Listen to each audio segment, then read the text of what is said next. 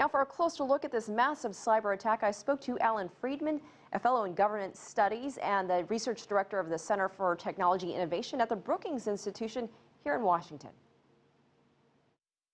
Well, the goal of this attack is to disrupt. It's to prevent someone from accessing a certain type of resource.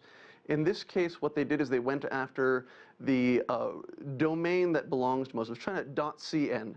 Every country has its own country code, and .cn allows your computer to reach every website that ends in .cn. And what the attackers did was they essentially threw so much data at the set of computers that run this DNS service that helps your computer find the right website that no one was able to find their website.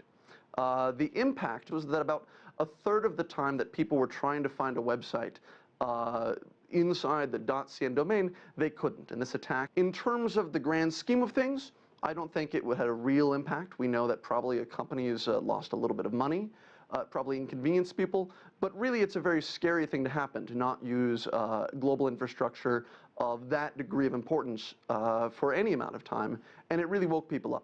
So, Allan, do you think this was more of a matter of trying to see if they could get it done, if they could disrupt?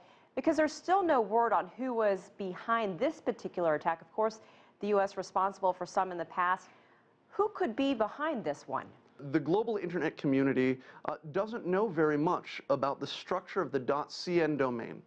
So if this had been an attack against .uk or .com, there would have been a lot of discussion on the internet about what this attack means, because the global community knows a great deal about how those computers are structured. The registry CCIN that runs .cn, that runs China's main domain, hasn't published this information and doesn't really act as a part of the global cybersecurity community to quite the same extent. So we don't know whether this is a sort of thing that a couple of kids tried to put together using some stolen machines, a handful of criminals maybe, or it could have been a much broader attempt. You know, there are other reasons we've seen DDoSs in the past.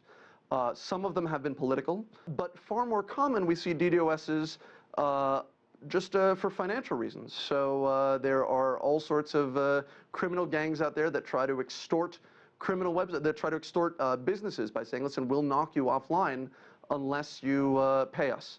This attack could have been an attempt to demonstrate to potential blackmail victims that this criminal gang had power.